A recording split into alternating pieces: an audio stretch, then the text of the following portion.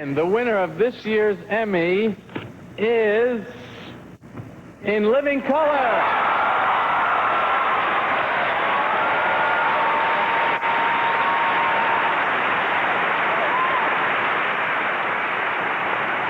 Okay, let me chill. My mother and father are here tonight, and I'm gonna get through this. This is for you, Ma. Forget it. That's all right. Thanks for staying up later. We're joined tonight by Keenen Ivory Wayans. He is the executive producer, the head writer, and I think it's fair to say star of In Living Color on the Fox network every Sunday night. And this past year, the program won the Emmy for the best comedy and variety series. That had to be really gratifying for you. It was not only gratifying. It was like it was a shock. It was a real surprise. I mean, I thought that we had a chance, but a remote chance, and then, you know, we won. Why did you think the chance was so remote? Because it's not on one of the three so-called major networks? Well, that and the fact that it was a new show, and I really wasn't aware of how aware everyone really was of the show, and so, you know, I thought that we had been doing some good work and you know, could be in the running, but I didn't think that we were gonna, especially in that category. I thought we would win in one of the other categories, either writing or choreography. And then when we lost in both of those categories, I thought, oh, we forget this one. I'll be back next year. And then we won in Best Comedy and Variety Series, and I was really surprised. What were the other shows nominated against you? Saturday Night Live, Arsenio Hall, Tracy Ullman, and one other, I think, but I can't remember. Did you see Arsenio at the Emmy ceremony? No, he wasn't there. Have your paths crossed since you started doing Arsenio? Yeah, I've seen him a couple of times. I saw him at the Comedy Store most recently. What does he think? He's fine. I mean, you know, there was a lot of hoopla when I first did it, that Arsenio was really pissed off, and, you know, I think that maybe when he first saw it, he might have been, you know, but I think that, you know, he has a sense of humor, and, you know, Arsenio pokes fun at people too, and so, you know, he had to sort of say, okay, you know, let me take this on the chin, and so he's been fine since. I understand you're in a new film? Now wait, no, see, they told me you wasn't supposed to ask me about that. Ah, brother, no disrespect to Morgan Freeman or Denzel Washington, but brother, I hear you are smoking. Wait, no, I'd rather not talk about that, right? Sandy, do we have a clip? Got it right here, Arsenio. Kick it.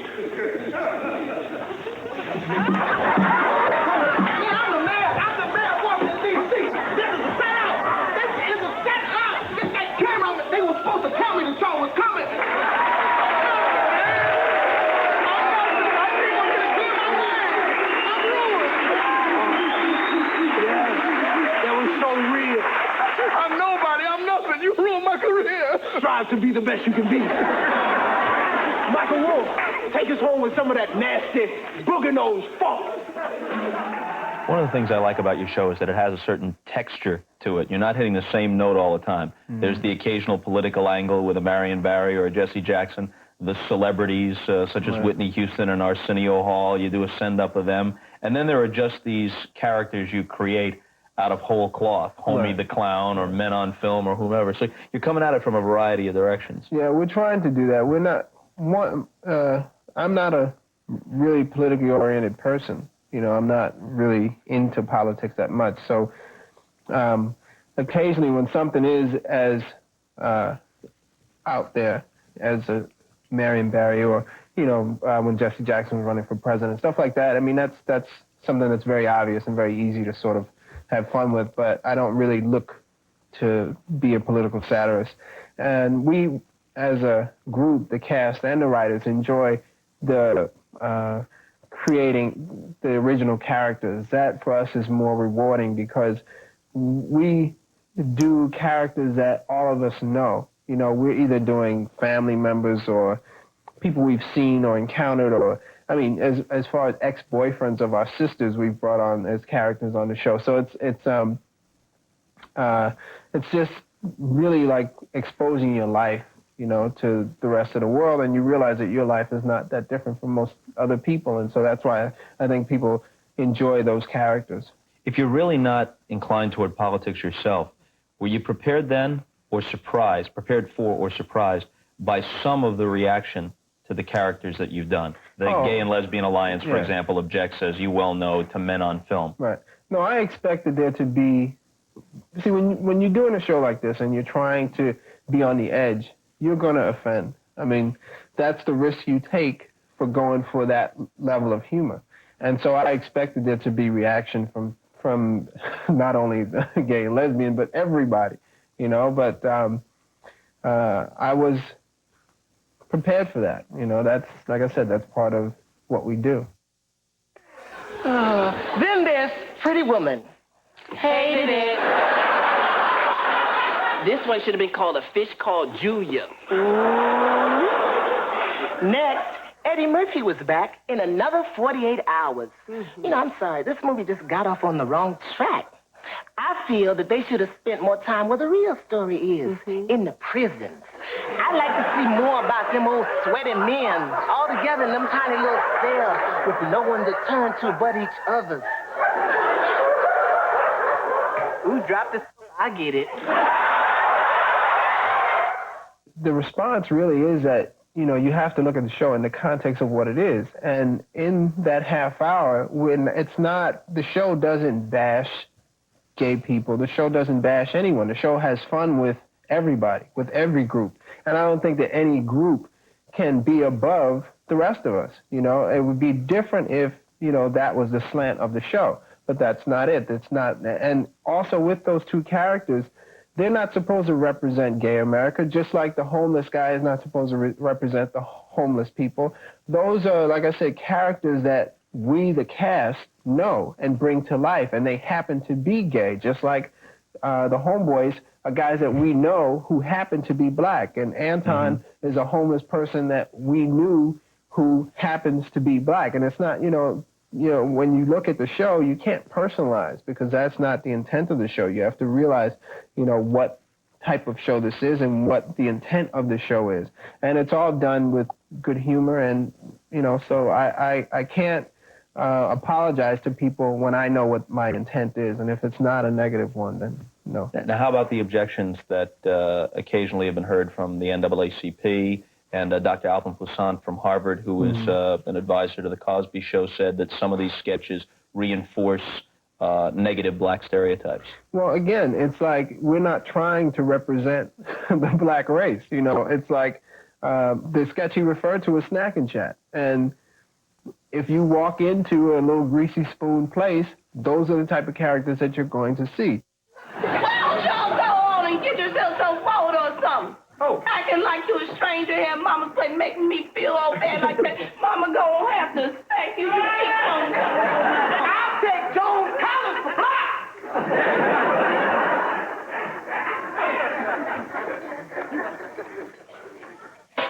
Oh, Lord.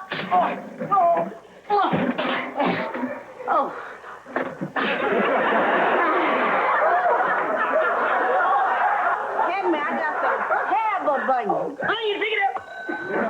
It's not, this is the black entrepreneur sketch. This is Snack and Chat. And these are the people that work there.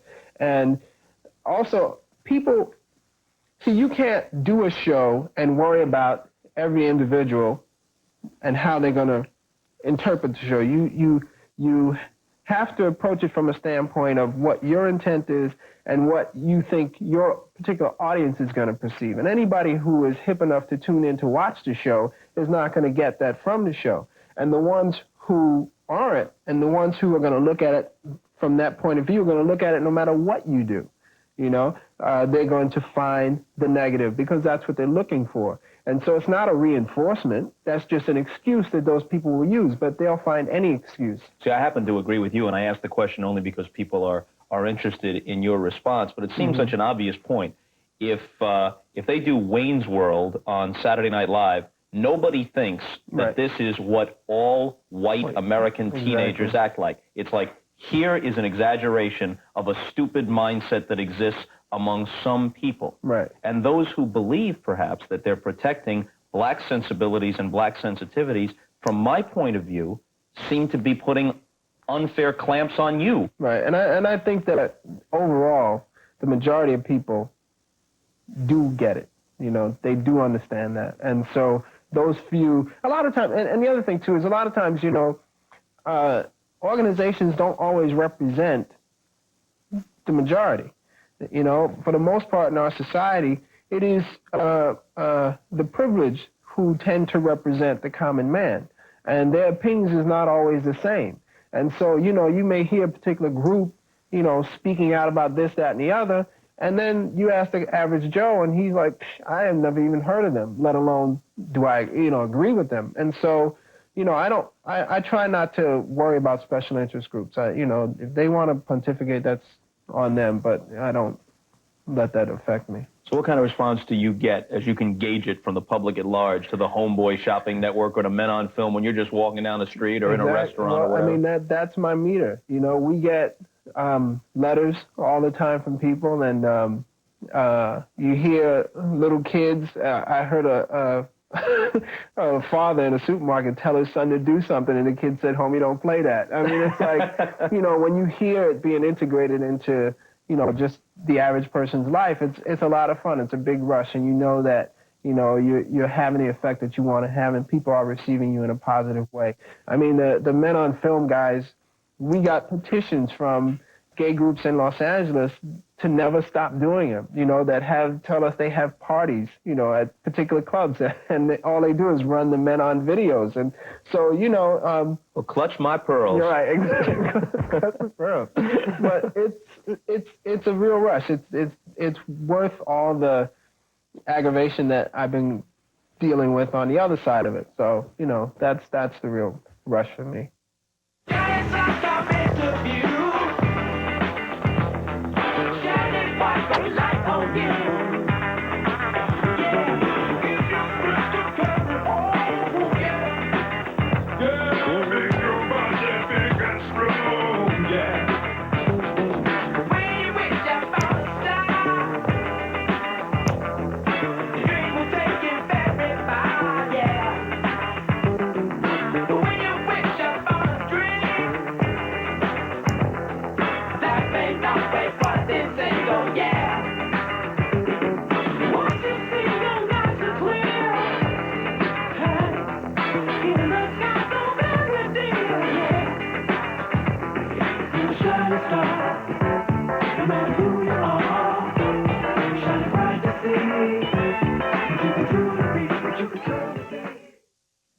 Back now with Keenen Ivory Wayans. It's sort of a family affair on In Living Color. You're one of 10 kids, and you've got at least a couple of siblings on the show with you. I have 3 who are regulars on the show. My brother Damon, sister Kim, and my younger brother Sean, who's a DJ on the show. What was your household like then? Laugh-a-minute household? Actually, it was. We grew up very much a family, and we ate together. Everybody went to school. We went to the same schools here in the city. There was 3 schools that most of us attended, and teachers I know got quite weary because it was just one after another after another after another. Uh-oh, another Wayans. Here we go again. That's what each child would have to hear is, uh-oh, another one, you know. And so our house was very close-knit, and we didn't, my parents were very strict, and we didn't hang out a lot with other kids in the neighborhood. They sort of kept us sheltered. So we became our own friends, really. And it was a great insulation for us because we were so hard on each other that other people could never affect us. You could never say anything worse to any of us than we had already said to each other. So it was kind of cool, and nothing was sacred. You know, everything was a joke. You know, if you just got a whooping, you come to the table, it was going to be impressions of the noises you made and the pleas you were making to my father and all that. So it was cool. Your father's a Jehovah's Witness, and I take it pretty strict in his ways. How do he and your mom feel about some of your television exploits? Well, they, for the most part, they love the show. But, you know, not only with my father being Jehovah's Witness, but also the fact that they're a generation older, they you know, some of the things they go, hey, are you sure you can get away with that? You know, they don't think that you can even say certain things on TV, and they think that that I'm going to get thrown off, you know. They don't realize that everything that we do has already been cleared. They think that I, like, sneak stuff out there. Yeah. So they'll call me and give me the, you ought to be careful, you know, kind of call. But they love the show. They're really happy with it. They don't have a problem with it at all. What's gotten on the air that you were surprised made it through, and what didn't make it that you really regret, you really wish could have gotten on there? Let's see. What was I couldn't believe that they let us get away with. There was a thing we did with Billy D. Williams, which was a parody of a Colt 45 commercial. And it was pretty outrageous because I actually laid the girl on the table, got her drunk, laid her on the table, and, like, flung her leg open. And that was, everybody was surprised that that got on the air. And what's funny is that it wasn't supposed to get on the air because they had asked us to, after the fact, to take it out. And though I put up a lot of resistance, finally gave in and did make another cut of the show. But when the people from Fox came to pick it up, they picked up the wrong tape.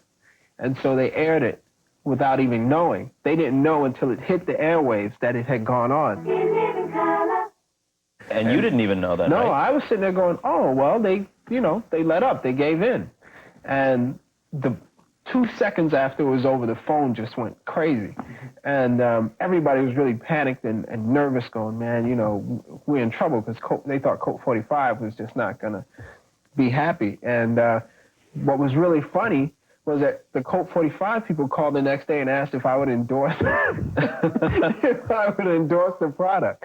So now, this particular character isn't really political, and I can't see much of his material being a problem for the censors, but he's one of my favorite sketches you do, and that's Homie the Clown. Right, yeah. Homie is my favorite, too. That was a character that was created by a guy named Matt Wickline, who was one of our writers on the show, and my brother Damon plays Homie the Clown.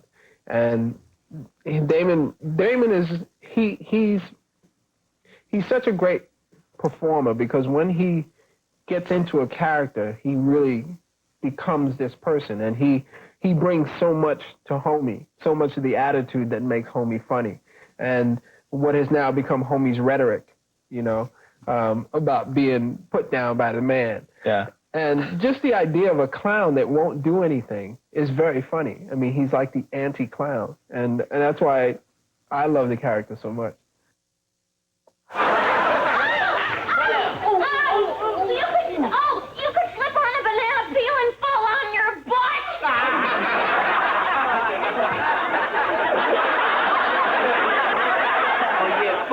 Bust my skull open, have my blood and brains ooze out on the carpet so you can get a couple of cheap laughs, huh? I don't think so. Homie, don't play that. What else? Hey! Can we smash a cream pie in your face like they be doing in clowns and stuff? Yeah! I think you got it backwards, son.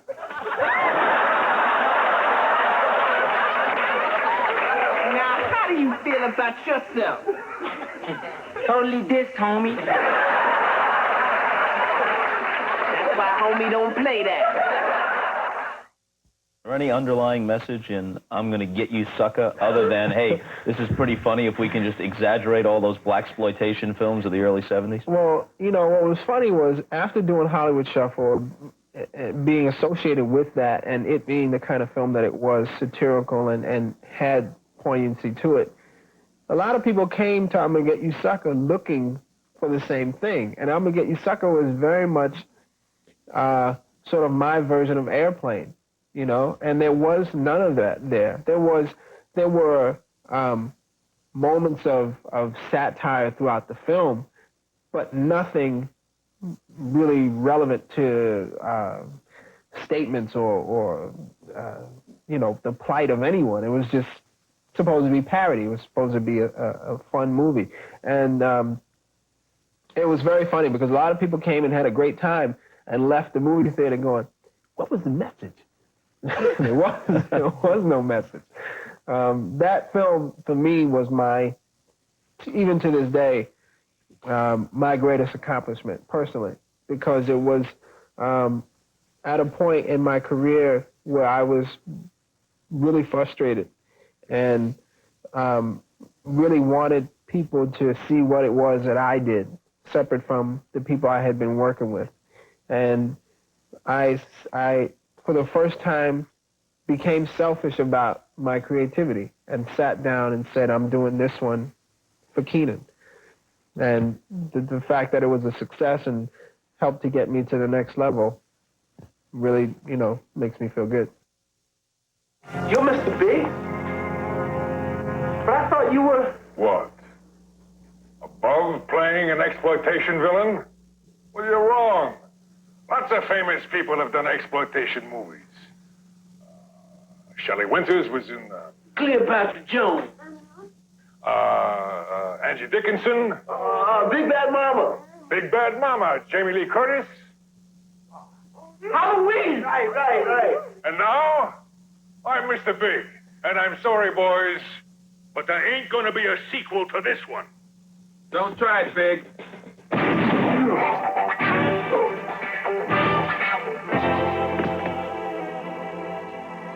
I got you, sucker. The Emmy Award-winning In Living Color is on the Fox Network at 8 Eastern Time on Sunday nights, and our thanks to Keenen, Ivory, Wayans. Appreciate it. Pleasure being here. We're out of here. See you later.